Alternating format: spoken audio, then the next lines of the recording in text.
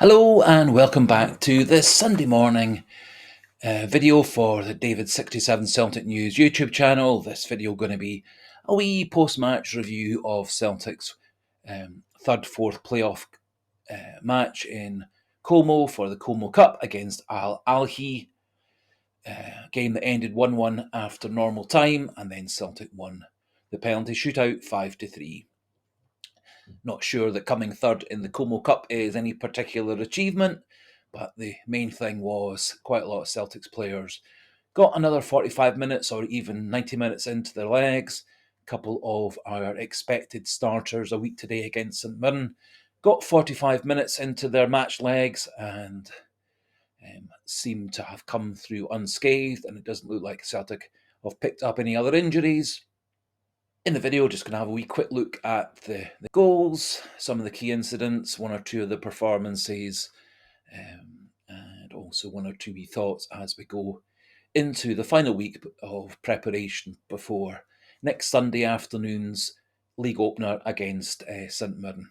Celtic put out a team mostly of players who are likely to be starting the season as backups. Probably two or three first-team starters in yesterday's lineup, and the rest likely to be on the bench, and a couple of players actually more likely to be getting transferred away or loaned away rather than being in Celtic's squad for the rest of the season. But we'll see how all that transpires over the last month of the transfer window up to the end of August. So as I said, Celtic started with Viljami Sinisalo in goals, Alistair Johnston making his first appearance of the pre-season at right back, Cameron Carter-Vickers and Austin Trusty in central defence, with Hayato Inamura at left back. In midfield, Luke McCowan, Arnie Engels, and Paulo Bernardo. Out wide on the right, Marco Tilio. Out wide on the left, James Forrest, and through the middle, Johnny Kenny. Wee bit surprising to see Marco Tilio in the lineup, given the fact that he was supposed to be getting loaned away to Rapid Vienna last Monday. It may well be that because Celtic have had a wee bit of problems getting in wide players, that Marco Tilio has been kept in the squad until Celtic do sign one or two more wide players. Similarly, a bit surprising to see Stephen Welsh on the bench, as he also is rumoured to be leaving Celtic before the end of this transfer window.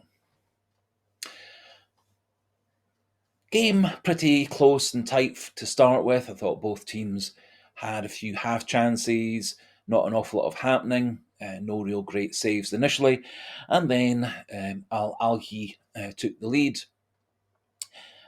Brilliant scissors kick at the back post by Galeno in the 22nd minute. Cameron Carter-Vickers looked like he probably was the man who was supposed to be marking Galeno at the back post, but Galeno managed to get himself space and then did hit a brilliant scissor kicks finish. Sinisalo didn't really have terribly much chance of saving. Celtic had one or two wee half chances in the first half. Nice ball from Hayato Inamura to James Forrest into the box for Johnny Kenny, but unfortunately he hit the ball over the bar, and there wasn't actually terribly much in the way of good chances for either side in the rest of the half. Celtic made one change at half-time. On came Shin Yamada to replace Johnny Kenny. I think Shin Yamada had a great half for Celtic, showing lots of pace, good finishing. I do think he could turn into a very good player for Celtic. Celtic came out much stronger and more attacking at the start of the second half and got off to a very good start with a corner from Luke McCowan, finding James Forrest in space at the back post. He squared the ball nicely across the 6-yard box, and Austin Trusty had a very good turning finish, equalising things for Celtic in the 50th minute, 1-1. And one or two wee half chances for Ahli in the second half. A couple of good saves for Viljami Sinisalo, but in the second half, Celtic did look much more compact and organised in defence and midfield. And probably over the course of the second half, Celtic had more chances to score and win the game than Ahli. Celtic did have a goal disallowed. Nice pass from Marco Tilio into the box, found Shin Yamada. Very good finish by Shin Yamada. Unfortunately, he was around about a foot or so offside. Some good work between McCowan and Forrest set up Arnie Engels, but unfortunately, ball went over the bar. With about 10 minutes to go, Austin Trusty made a very good block from a shot that may well have been net bound. And with 3 minutes to go, Luke McCowan hit a nice, powerful shot that hit the post and went out. And so it went to penalties. Up stepped Arnie Engels to score the first, Ben Summers to score the second, Luke McCowan to score the third, and then Viljami Sinisalo made a good save from the third Ahli penalty. Up stepped Stephen Welsh next to convert Celtic's fourth penalty with a very good finish right into the top left-hand corner. So Celtic were 4-2 up. Alan Sant Maxim, the ex-Newcastle player, stepped up to put Ahli back to 4-3 down. And then up stepped Shin Yamada on his debut game for Celtic. And he very calmly knocked the ball into the bottom corner to the goalkeeper's right. Good, powerful shot. And Celtic won the fourth playoff 5-3. I think the key thing about yesterday's game was a much better defensive performance from Celtic all around. I think the stability of having the back four together for a good 60 minutes or so until Alistair Johnson and Cameron Carter-Vickers got taken off to be replaced by Welsh and Donovan. I think it was important keeping Trusty at left centre-back, Yamada at the left-back, and it went well for Celtic. I think the stability of keeping much of the starting 11 on the pitch worked really well for Celtic, and they looked much more cohesive all around. I think man of the match for me was Austin Trusty, very good in defence, hardly made any mistakes at all, if any, scored a nice goal, and I do like the fact that he is so vocal, getting his teammates, midfielders, defenders, etc. into the right place. And I think he worked well with Inamura down the left-hand side. I think Inamura coped very well for inexperienced player, coping with Riyad Mahrez, a very, very good player down that side, although Mahrez did go off partway through the first half. Good game time for Carter-Vickers, looking better this time than he did in the game against Ajax. Alistair Johnston did a good organising effect at the right back. Pilla Bernardo, a bit disappointing. Arnie Engels, a bit disappointing for me. I thought Luke McCowan had a good game. James Forrest kind of in and out, but did have several nice touches, and he was involved in setting up the goal for Trusty. Marco Tilio, I think, is slowly working his way into the Celtic team. I think it's quite important to remember with Marco Tilio, up until this pre-season, he'd hardly ever played with any of these Celtic players in an actual game. He had a couple of very brief sub-appearances in his first season at Celtic when he'd come back from 4 months out with injury. Very soon after that, he was whisked off to Melbourne for a loan deal, then came back, was sent straight away back to Melbourne on loan for another season, and so the great majority of these Celtic players that he's playing with, he's not actually played with before.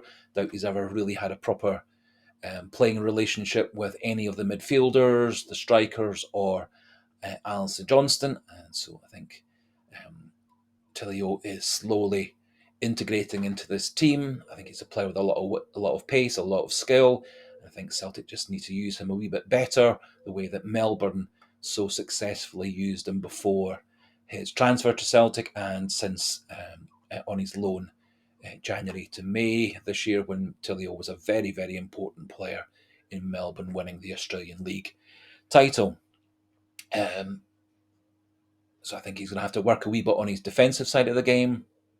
I think he's going to have to develop partnerships with the midfielders, the strikers, etc. But I do think could be a good player coming for Celtic off the bench. And he did Actually have a few nice passes. Did have a shot that nearly scored later on, and he did have the pass to Yamada for the disallowed goal. So I think he's showing signs. Kenny probably should have scored in the first half, but popped it over the bar. Wasn't terribly much of a threat otherwise. Shin Yamada, I think, had a brilliant second half. Tons of pace, made good runs, went out wide on the left, went out wide on the right, went through the middle, and all around a very good debut by Yamada. Nice finish for the disallowed goal, and very calmly stepped up to put the winning penalty away in the 5-3 penalty shootout win. Also nice to see Callum Osman get a wee bit of time as a sub. He came on for Tilio with about 20 minutes to go, and I think and he seemed to be working as a wide player, which might be an interesting change to how Celtic see using him. Osman is a player with a lot of pace, good finisher, and so he actually could work nicely as a wide right player or a wide left player. If Celtic do continue to struggle to get a top quality replacement for Kuhn and a top quality backup for Jota, who's out likely for the rest of the season, but certainly out till early New Year at the very earliest. Not unexpectedly, on a Sunday, there's not terribly much else in the way of any news. Hopefully, Celtic do get a couple of players in over the next week or so. Hopefully, we do get a wide player or two in, maybe a holding midfielder, defensive midfielder, maybe a backup additional centre back. But personally, I think Celtic's squad actually is nice and strong. And a wee extra couple of wide players, a wee extra defensive midfielder and or centre back, and I think we're going to be well set for the season. And I'm very confident over the next 5 weeks or so, Celtic will get those extra deals done. But I think we're very well set for next Sunday's game against St Mirren. Now that just about finishes things off for this morning's video. Everything accurate up until around about 12 noon on Sunday morning. As we finish, just as always, a wee polite suggestion, encouragement for all those not yet subscribed to the channel. Please do click that subscriber button. Keep the numbers pushing up through the 1300s, and do feel free to pop your own thoughts regarding yesterday's 1-1 draw with Ahli, who you thought played well, who you thought didn't play so well, and any wee other thoughts regarding Celtic squad, etc.